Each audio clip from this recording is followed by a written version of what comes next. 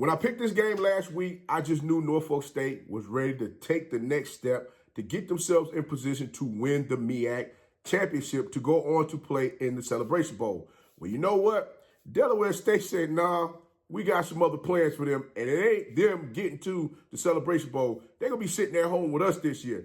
I'm going to go ahead and break this thing down for you right now. It's your favorite coach back at it again, 10 toes down, about to tell you how it all went down. This is Tomorrow League Sports Network with your host, Coach Walker. If you're new to the channel, please like, share, subscribe, hit that notification bell to get all upcoming videos. For all my leaders out there, welcome back. Y'all know the drill. Y'all know the routine. If you haven't done so already, hit that notification bell to get all upcoming videos. Like, comment, and share as well. Don't forget, tap in a friend or two. Tell them to come on in. It's double positive vibes over here. We're just having a good time talking about HBCU sports. Also, you can follow us on social media. The links are listed down below in the description. So without further ado, we're just going to go ahead and tap on in and get straight to this thing because you know what? I'm trying to understand one thing. How in the world do you blow a 26-0 lead? Yes, guys, I had to sit down and really put this together to really wrap my mind around this thing to figure out what in the world is going on here. But you know what? I'm going to tell you right now, Norfolk State, you guys got a little too cute out there. You got a little too cute and fancy with what you were doing and didn't stick to the game plan. Yeah, you tried to come back to it, but you know what? Delaware State had already begun to get that momentum, which they knew, hey, if we stop them a couple more times, we get the ball back, punch it in, put some points on the board, we're going to break them. We're going to break them, we're going to break them. And guess what they did? They came and did just that. The crazy thing that bothered, another thing that got me is the fact that I'm like, wait a minute. Norfolk State was inside Delaware State's 30 twice. Not one time did we put a field goal up on the board to go ahead and extend the lead. Instead, you go for it on fourth down. They stop you. That's a momentum killer. That is a momentum killer. I'm just saying, Delaware State, they understood what they need to do and how they need to go about doing it. Look, they capitalized off of every miscue that Norfolk State made in this game. You guys are up 26-0 at halftime. Halftime. So, you know what? I'm going to tell you this. This is what I call Mama Said Knock You Out. And I guess they went in at halftime and they played a little bit of LL Cool J. And that song came on and said, don't call it a comeback. I've been here for years. Guess what? Delaware State came back out and scored 28 unanswered points in the second half. 28. And the crazy thing was 21 of them points were scored in the fourth quarter alone. So the defense couldn't stop anybody. When I say Norfolk State fell apart in this game, I mean they totally fell apart. Turning the ball over, you know, intercept with the interception, and then you turn the ball over on downs. I mean, come on, guys, you can't do that. Delaware State, I mean, look, don't get it twisted. Now, Delaware State would turn the ball over as well, but Norfolk State did nothing with the opportunities. They just blew them off.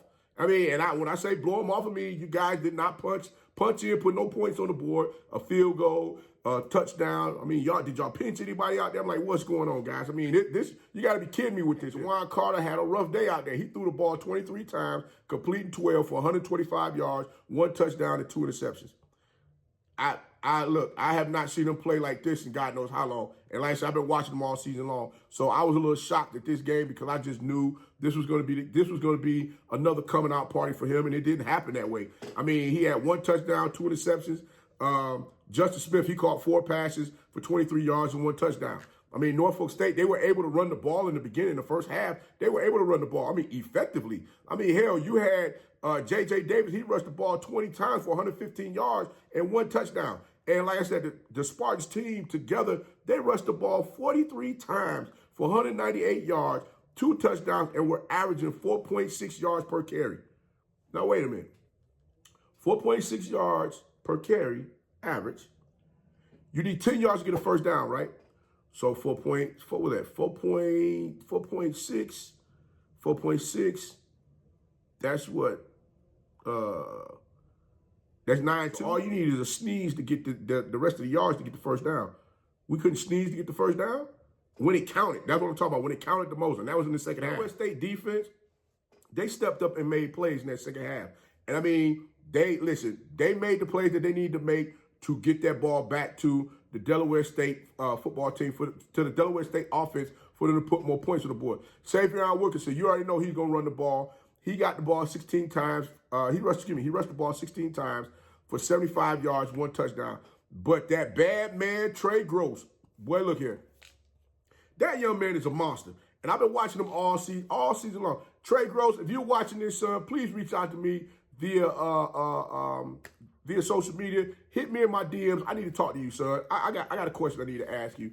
But in this game, he had 2 receptions for 47 yards, 1 touchdown. Wade Inge caught 3 passes for 68 yards and 2 touchdowns as well. Now, Jared Lewis, like I said, he was a little shaky in the beginning, the quarterback for Delaware State. He was a little shaky. He's been like that a couple of games, but when that kid gets settled, man, look here, that young man go to work. And even though he threw the ball 22 times, completing 11 for 215 yards, 3 touchdowns, and 2 interceptions, even when he threw the interceptions, he just looked it off like, okay, next play. And he just kept on going with what he needed to do to position his team to win. And I'm sitting there looking like, God dog, this kid, he's getting ready to set it off and bring them back to win this game. And like I said, when I say mama said knock you out, and that's exactly what Delaware did. Delaware State did.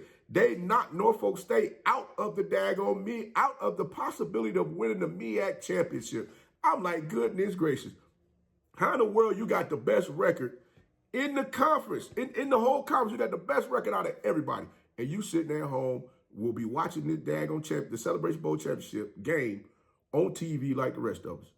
Guys, I know there's got to be a sick feeling in your stomach right now. Like I said, Norfolk State, they play South Carolina State this coming weekend. God, I hope you go out there and light it up, do something, because, I mean, South Carolina State, they took care of business. You guys didn't do it. You dropped 2 in a row. I think it was the last one you dropped in triple overtime.